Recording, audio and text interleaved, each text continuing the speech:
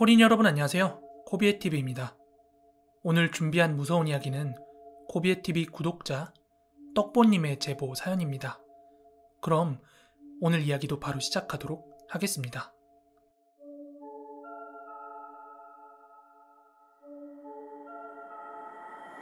오늘은 제가 군 생활 중에 겪었던 이야기를 해보려고 합니다. 제가 자대 배치를 받은 곳은 서해안 쪽의 해안경비 부대였습니다. 그 당시 군대에서의 폭력 근절이 대대적으로 시행이 됐지만 이게 워낙 뿌리 깊이 박혀있던 그런 악습이라서 쉽게 근절되지 못하고 있었습니다. 제가 자대 배치를 받았던 소대에는 있는 트집 없는 트집 다 잡아가면서 매일 후임병들을 때리고 갈구고 욕하는 그런 상병이 하나 있었습니다. 후임병들은 동기들끼리 모여있으면 항상 그 상병 욕하느라 막 바빴어요. 이 개새끼 진짜 어떡하지? 사회에서 만나기만 해봐. 아주 죽여버릴 거야. 갖은 굴욕과 수모를 하루하루 버티면서 군생활하던 후임들이 아주 상당했습니다. 제가 자대 배치를 받았을 때는 저보다 한 살 많은 동기 형과 단 둘이 같은 소대로 배치가 되었습니다. 저희는 막내였기 때문에 어리버리한 구석이 한두 곳이 아니었죠. 저랑 그 형은 서로 동기였지만 둘만 있을 때는 제가 형 하면서 되게 잘 따랐어요. 그리고 그런 형이 저한테는 군생활 중에 굉장히 큰 힘이 됐습니다. 그렇게 이등병 생활이 시작되었고 해안 경계 근무로 투입이 되었습니다. 해안 경계 근무는 사수와 부사수 둘이 일몰부터 일출까지 다른 근무자들과 교대로 해안 초소를 돌며 경계 근무를 서고 일출 직후 막사로 돌아와 오침을 하고 오후에 다시 일과를 시작하는 그런 근무였습니다. 그날 사수가 누구냐에 따라서 편해질 수도 지옥이 될 수도 있는 그런 경계에 놓이는 일이 매일같이 반복이 되었습니다. 그러던 어느 날 악명이 높았던 그 상병이랑 제 동기 형이 같은 근무조로 편성이 되었고 그렇게 근무를 마치고 막사로 돌아온 동기 형은 그 새끼 완전 사람도 아니라고 진짜 한 주먹거리도 안 되는 게 나 진짜 주먹 날릴 뻔했다고 하면서 너도 조심하라고 이렇게 이야기하더라고요. 그래서 제가 왜 그러냐고 뭔 일 있었냐고 물어봤어요. 그랬더니 저희가 경계 근무를 서는 초소 중에 2층짜리 초소가 하나 있는데 거기가 저희 소대에서 가장 멀리 있는 초소였고 주변에 건물도 인적도 굉장히 드물어서 좀 쎄한 기운이 있는 그런 초소였어요. 게다가 근무를 마치면 막사로 가장 늦게 돌아오게 되는 초소라 모두가 꺼리는 곳이었는데 어제 동기 형은 그 초소에서 처음으로 근무를 서게 된 건데 그 상병이 좀 질 나쁜 장난을 친 것 같더라고요. 동기 형의 말은 이러했습니다. 그 초소의 1층은 한낮에도 빛이 거의 들어오지 않을 만큼 모든 내부가 낡은 판자로 다 막혀있기 때문에 2층에서만 경계를 서는데 그 2층에서 1층으로 내려갈 수 있는 계단이 있었다고 합니다. 근데 그 계단 역시 나무로 만들어져서 거의 다 썩어 있었다고 하더라고요. 중대에서도 위험하다고 판단을 해서 그 1층에 내려가지 못하게 하려고 합판으로 막아놓았다고 합니다. 그런데 그 상병이 근무 도중 이런 얘기를 했다고 합니다. 야, 너 1층이 왜 막혀있는 줄 알아? 들어본 적 없지? 여기가 원래 아주 작은 여인숙이었는데 어느 날 휴가 나온 남자친구를 기다리던 한 여자가 다른 군인들에게 몹쓸 짓 당하고 샤워기에 목을 맸대. 근데 그 뒤로 그 여자 귀신이 샤워실에서 자꾸 나오기도 하고 아무도 없는 방에서 물소리가 들리거나 심지어 사람이 있는데도 저절로 물이 틀어졌대. 그래서 그 여인숙이 망했고 이 지역이 군사지역으로 확정돼서 초소로 쓰여지게 된 거지. 그런데 진짜 재밌는 게 뭔 줄 아냐?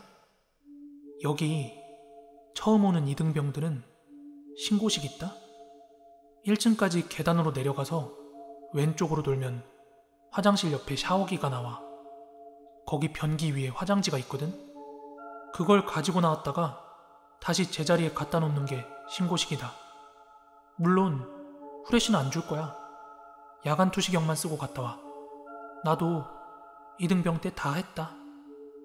칠흑 같은 어둠도 무서웠지만 야간 투시경을 쓰면 작은 빛에도 막 주변이 초록색으로 다 보이니까 공포감이 더 극대화됐다고 합니다. 그렇게 동기형은 두려움에 떨면서 한 발짝 한 발짝 썩은 계단을 내려가기 시작했고, 한여름이어서 그런지 주위는 땀인지 물인지 모를 습기로 아주 가득했다고 합니다. 그냥 내려갔어도 무서울 곳인데 괴담 이야기를 듣고 내려갔더니 진짜 참을 수 없는 두려움이 몰려와서 정신이 혼미해질 지경이었다고 합니다. 그렇게 결국 화장지를 발견을 했고, 그걸 가지고 나오다가 긴장한 탓에 떨어뜨려가지고 바닥에 있던 오물이 화장지에 다 묻었대요. 그래가지고 그걸 가지고 갔더니 상병이 막 때리더랍니다. 저는 동기형으로부터 이 이야기를 전해 듣는데 진짜 그 상병 너무 얄미워가지고 때리고 싶더라고요.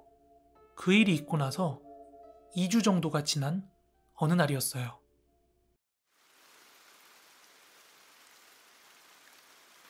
장대비를 맞으면서 그 초소에 저와 그 상병 둘이 근무를 서게 됐습니다.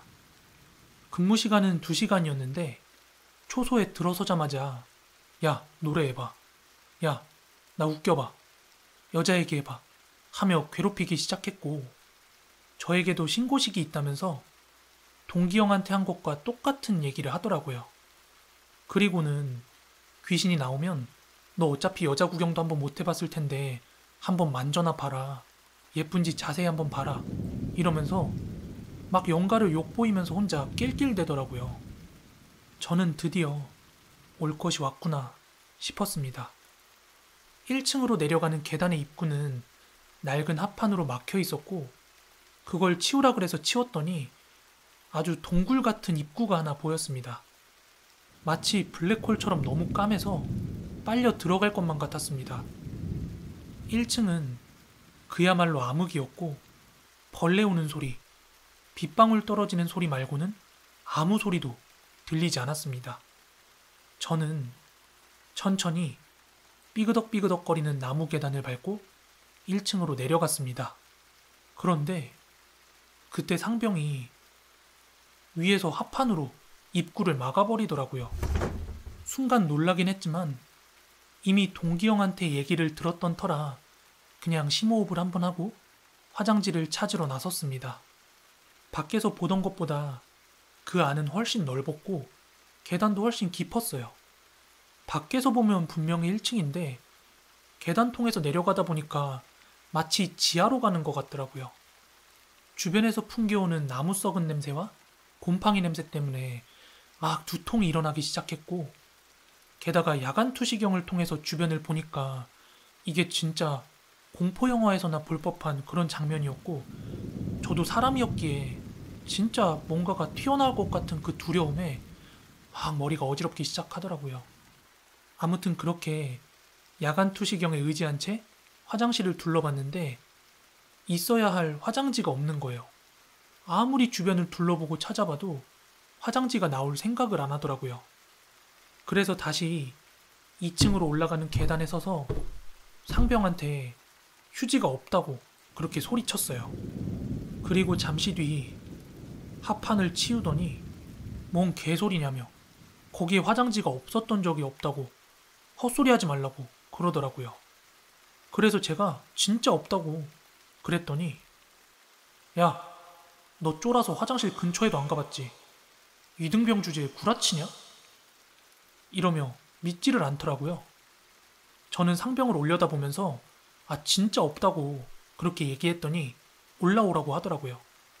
그래서 올라갔더니 갑자기 주먹으로 제 철모를 빡 치더니 야, 내가 내려갔는데 화장지 있으면 너 진짜 뒤진다. 이러면서 자기 후레쉬 키더라고요. 그때 진짜 군대고 뭐고 한번 확 싸우고 싶었는데 진짜 이악 물고 버텼습니다. 그렇게 분노로 가득 찼던 그 순간 제 입에서는 짧게 한마디가 나왔습니다. 감당할 수 있겠습니까?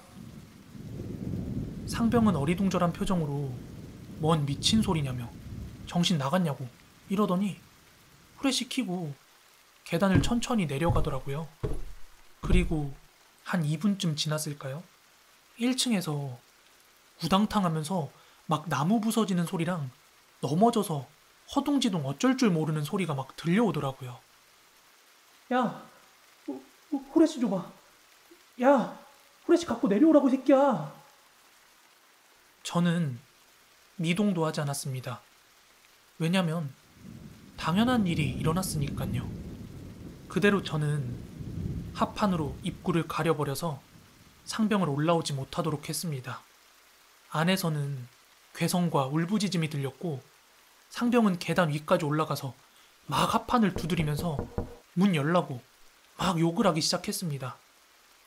그치만 약 1분 정도 아주 잠깐이었습니다. 합판을 치우고 땀으로 범벅이 된 상병은 저를 밀쳤습니다. 너 이 개새끼, 나 엿먹어보라고 일부러 그런 거지. 이러면서 울분을 토했습니다. 밀쳐진 저는 잠깐 뒤로 밀려났다가 다시 상병에게로 다가갔어요. 야, 내가 그랬지. 감당할 수 있겠냐고. 너 군대에서 미쳐서 전역하고 싶지 않으면 도발하지 마. 오늘 일 내가 못 본 걸로 할 테니까 전역할 때까지 입 다물고 살다가 조용히 나가라.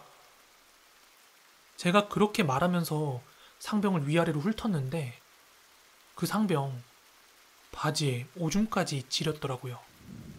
그렇게 말번초와 교대를 하고 저희는 막사로 돌아왔습니다.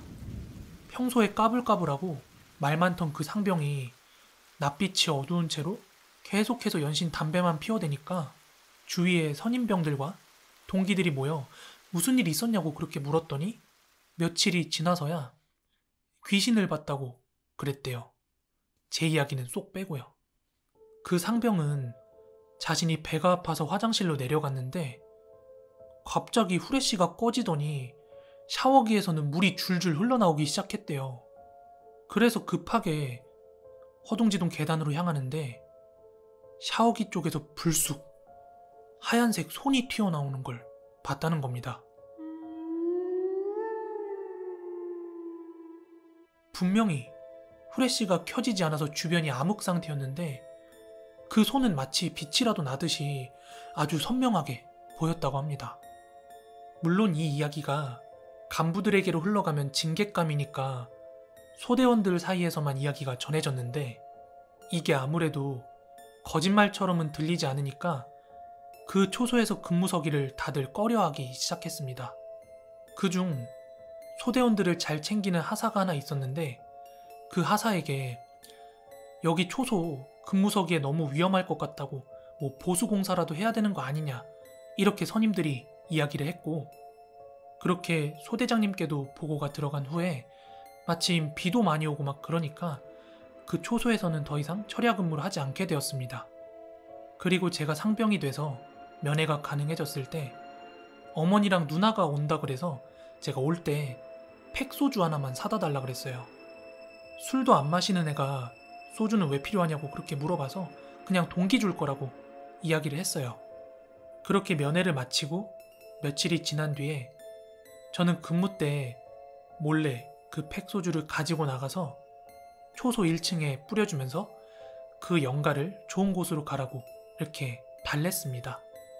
그리고 그 상병은 전역하는 날까지 후임병들을 뭐 크게 괴롭히거나 하는 일은 없었습니다. 그리고 전역하는 날 저한테 미안했었다고 하더라고요. 저는 어렸을 때부터 어른들로부터 입 조심하란 말을 항상 들어왔습니다. 집안의 기운으로 인해 타고난 사주가 남을 이롭게 할 수도 해할 수도 있는 혀를 가지고 태어났기 때문에 말을 아끼고 남을 저주하는 말을 절대 하지 말라고 늘 그렇게 당부받으며 살아왔어요. 아마 그 초소에서 있었던 일은 제 안 좋은 기운이 전해진 게 아닌가 싶습니다. 끝으로 구설수라는 말이 있습니다. 입에서 입으로 전해지는 이야기가 그 말이 사실이 아닐지라도 계속 돌고 돌면 그곳에 영이 깃든다고 합니다. 그 초소 역시 억울하고 허망하게 생을 마감한 그 영이 본인의 이야기가 계속 전해지고 있어서 그곳에 머문 게 아니었을까 하는 생각이 드네요. 네, 오늘 준비한 무서운 이야기는 여기까지고요. 재밌게 들으셨다면 구독하기, 좋아요 한 번씩만 부탁드리겠습니다. 그럼 저는 다음에 더 무서운 이야기로 찾아오도록 하겠습니다. 무서운 이야기 제보나 아래로 부탁드리고요. 우리 코린 여러분들 모두 좋은 밤, 좋은 아침 되세요. 감사합니다.